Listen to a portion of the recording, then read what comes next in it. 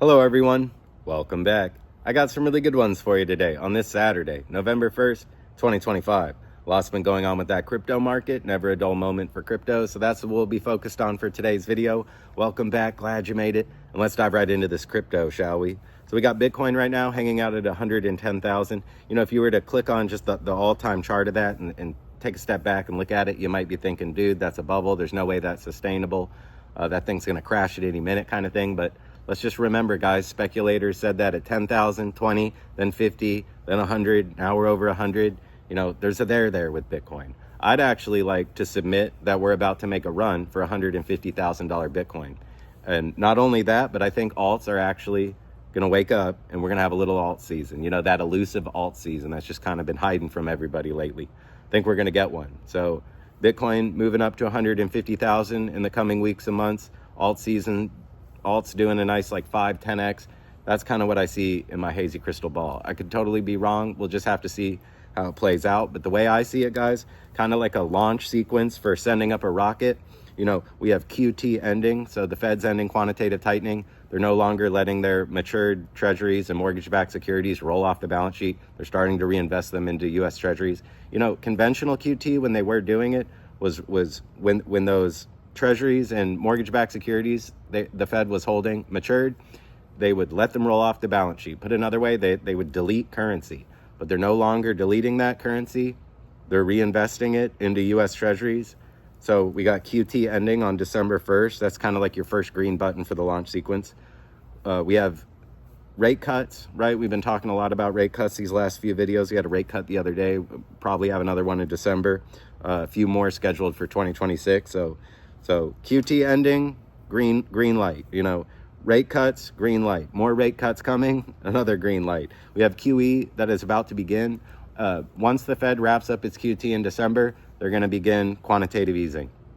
That's going to be the Fed borrowing money, buying bonds with it, injecting liquidity into the markets, crowding out the private sector. You know, if the Fed starts printing all this money and buying bonds with it, then the banks around the Fed and Treasury headquarters, they're going to kind of get crowded out. Their opportunity cost of buying bonds is going to start going up. So that's going to kind of push those banks out onto the end of the risk curve. They're going to, instead of want to buy bonds because the Fed's buying them all, they're going to want to start, buying stocks, buying Bitcoin, maybe some of these altcoins. So, you know, as far as the launch sequence for Bitcoin is concerned, we have green checks all the way down. We're getting ready for launch, guys. The catalyst for that launch, like when will launch day be? I would think somewhere right very soon, guys, next few weeks. If the Fed wraps up QT on the 1st of December, man, we're pretty well there. And then once they start QE, off to the races. Now, there could be like a little dip somewhere in there. You know, the market likes to get ahead of itself. So maybe the market begins to agree with me. Bitcoin runs up to 120,000 in the next 2-3 weeks. And then maybe we do see a little bit of a dip between December and January as, you know, traders have already kind of gotten everything they're looking for. And then we kind of run out of buyers. But buy that dip if that happens. So I could see a scenario in the coming weeks where Fed wraps up QT, we do another rate cut, markets get giddy, Bitcoin maybe runs up to like 125,000. Then maybe for December and January, Bitcoin's kind of like, I don't know, like, do I really want to do this? But I'd say by Q1 of 2026, next year, so, you know, next 3-4 months or so, I think Bitcoin's going to be making a stab at 150,000. And I think it's going to be dragging those alts a lot higher. You know, I think there's a lot of gas left in the tank for Bitcoin being a $2 trillion asset, and then the gold market being a 30 trillion. You know, that's another like 10-15x for Bitcoin just to have a chance at flipping gold, just to get to run with the big dogs. I could see another 10x upside for Bitcoin. So and potentially soon, guys, crypto wants to see QT end, crypto wants rate cuts, crypto wants to see QE begin. This is all very, very stimulative. So I'm looking for Bitcoin to start reaching new all-time highs here pretty soon. And I'm looking for those alts to catch up and then pull out ahead. If Bitcoin dominance has peaked around 60% and then we see Bitcoin dominance fall to like 55, 54%, that's game on for alts. So I got warm fuzzies about Bitcoin taking a stab at 150,000 in the next few months or so. But if that Bitcoin dominance can also start to come down, then I'm going to be pretty stoked about the altcoins too. And I like both, guys. I like Bitcoin, obviously, but I think you should have like 25, 50 Solana for what could be coming in the years ahead. If you put $5,000 into Solana today, that's going to get you about like 25, 30 of those things. If Solana goes up to 1,000 per coin, like I think it might, there you go. You're gonna have like $25,000, $30,000 on that. Could happen. And Solana is not too speculative, being a top 10 on Coinbase. I can't remember what the market cap is for Solana right now, but it's probably close to 200 billion. So I'm bullish on Bitcoin, guys. Even if we get a dip, I'm bullish on these altcoins like Solana. I think Solana is a $1,000 coin. I could totally be wrong, but we're just going to have to see. I still like ETH. ETH right now hanging out at 3,874. I think 10,000 is pretty well guaranteed in the coming years. But again, your upside there from 3,800 to 10,000, that's barely going to be, a 2.5x, where I think you could get maybe 5 to 10x returns on a chain like Solana. If you're not into Solana, you could look at like BNB, XRP, HBAR, Cardano, Chainlink, Avalanche. Like, these are some of the other blue chip altcoins you could take a look at. I think they're all going to do well, guys, especially if Bitcoin can continue moving higher, which I think it will. We have every reason to continue moving higher. QT ending, QE about to begin, rate cuts. Bitcoin and altcoins, they live way out on the frontier, guys. Those edicts that come out of the Treasury and Federal Reserve, that's kind of like the war room for the financial kingdom. That's like the headquarters. That's like where the king lives.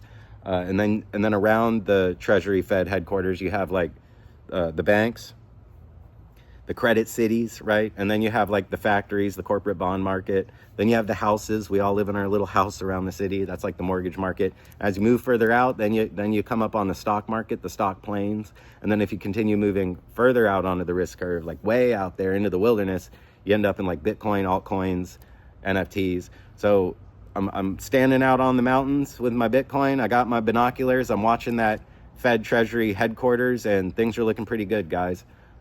So I think in the coming weeks and months, Bitcoin's going to make a stab at new all-time highs, and I'm really looking for those alts to wake up and smell the coffee and then actually outperform Bitcoin, albeit for a pretty short period of time. But we had that $19 billion liquidity event in crypto a couple weeks ago. Like, that blew a gaping hole in the side of altcoins. And liquidity has just been rushing out. But again, as soon as the Fed fires up the printing presses and starts doing QE and stuffing liquidity into these markets, altcoins are going to love that, guys. So I'm not going to tell you which ones to buy, but I'm just giving you a little sense so you can go sniff around in the tree line. You're like a hunting dog, right? When you get a scent, you hunt. And I want you to look at Bitcoin, obviously. I want you to look at Ethereum, keeping in the back of your mind your upside might be kind of capped there, but I could see Ethereum hitting 10,000. I want you to keep an eye on Sol, XRP, Cardano, HBAR, Chainlink, BNB, Hyperliquid. Just kind of keep an eye out, guys. For those meme coins, I think meme coins are really going to love QT ending, QE beginning, more rate cuts. And that would be like Doge. It's going to be impossible. I feel, I'm a Pepe fan, guys, but I feel like it's going to be impossible for Pepe to flip Doge. Because in the time that Pepe's come down to like a 2 billion market cap, Doge is still hanging out like near 30.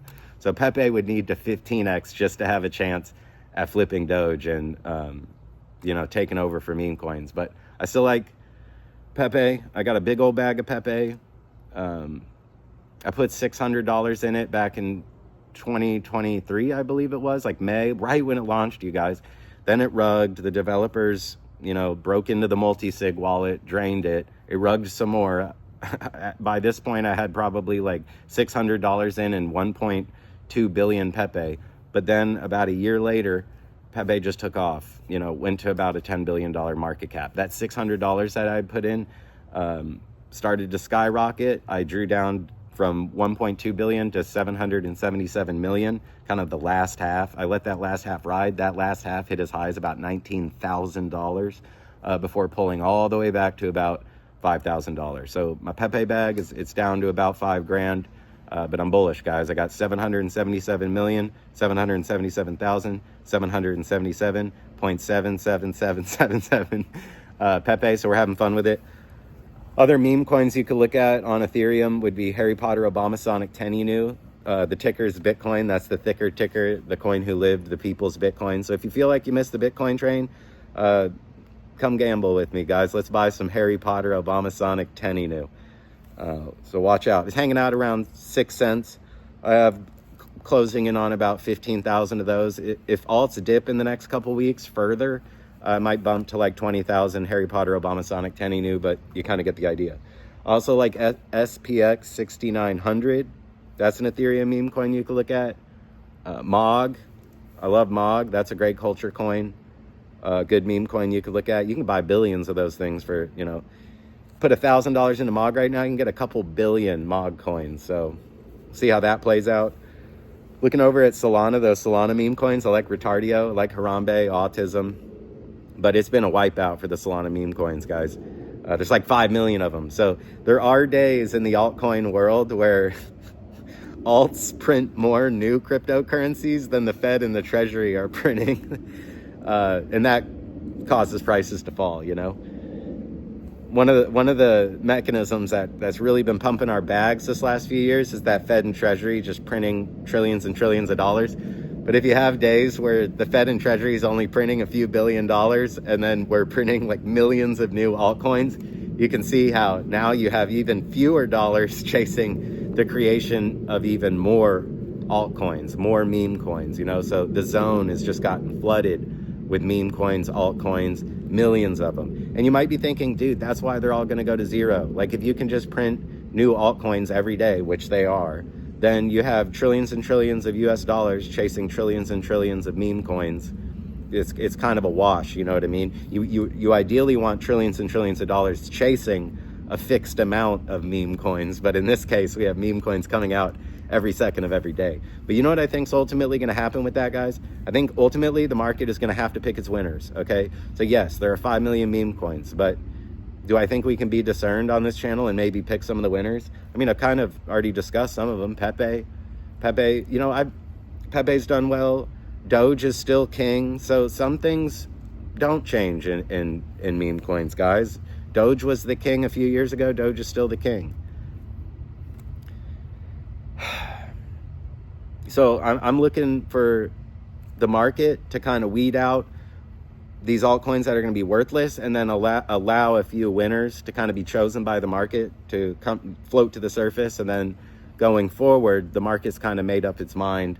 These are the meme coins that I'm going to go with. And that's kind of what I'm hoping for. You know, I don't think it's just going to be a continual rug fest for meme coins. It has been lately, though. Let me tell you, it's been a rough year, guys. The sentiment on places like crypto Twitter, it couldn't be worse. Okay, we got a lot of people rage quitting. I know some of these guys are probably just joking around when they share pictures of like their desk and their computer smashed all over their trading floor, but their bedroom or their mom's basement. But regardless, guys, I'm seeing a lot of like broken computers, broken desks, broken chairs, rage quitting in crypto. Like just go on Twitter or X and type in meme coins, you know, and just see how bad sentiment is gotten. But the low point on the chart is when the least amount of people want to buy the asset, and the high point on the chart is when the most amount of people want to buy the asset. And if our job is to buy low and sell high, then we want to be buying the point at which the least amount of people want that quality asset. Now, quality, that's the secret. Which of these meme coins is going to have any quality to it? Like any there, which of these altcoins has actually some underlying utility, use case, quality to it? That's kind of yet to be seen. And I'm going to leave that to you to be discerned on which ones are going to work, which ones you think are going to work out and which ones aren't. So I'm just going to have to leave that to you. But personally, I like Pepe. I like Harry Potter Obamasonic 10 Inu. I like SPX 6900. I like MOG. I like Apu, Retardio, Harambe, Autism.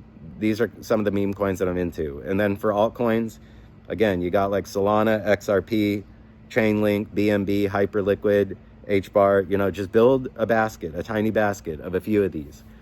We talked about getting like, you know, 25 to 50 Solana for the long term. I think one day that bag could be worth like $50,000 for you.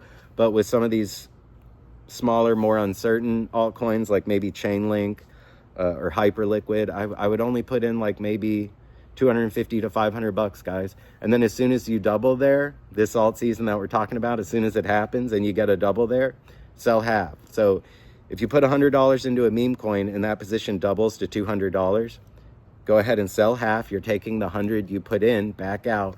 Now you got a little free bag, your last half, and you don't really care if it runs to the moon or rugs to death because it's risk-free.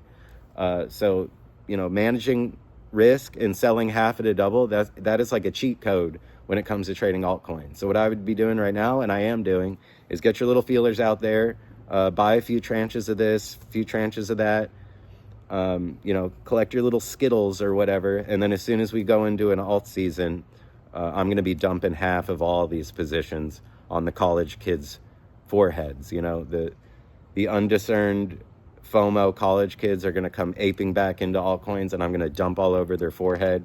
And if they want to keep bidding my bags higher, those are going to be the last half, the free halves of all my bags. So it's risk-free. I don't really care. It's house money at that point, right? So look to buy some of these altcoins or meme coins or not. And then as soon as alt season takes off and Bitcoin dominance comes, you know, below 55%, we'll really be getting into that alt season. And then you're going to have probably like 4 to 9 weeks, you know, maybe only like, you know, 1 to 2 months, 3 months. You don't have that much time, but those alts are going to be doing 5, 10, 50x.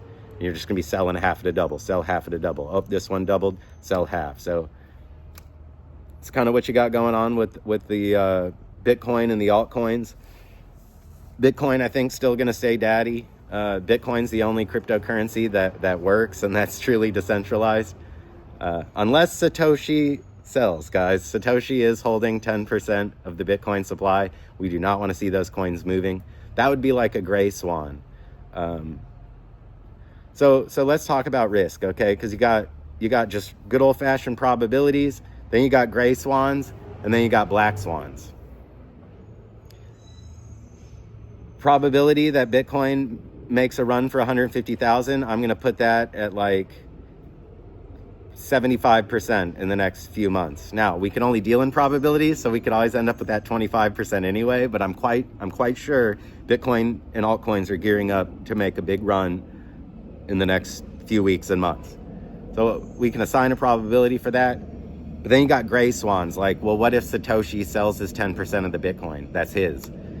That would have been something that you could have modeled, but you really didn't, because you're like, I just didn't see that happening. That'd be like your gray swans, and then you have your black swan. That's like, well, dude, you just spent 20 minutes talking about crypto, but there's an asteroid that's about to hit the planet tomorrow. No model could have predicted that. That's like your black swan. It's something that you can only explain after it's happened.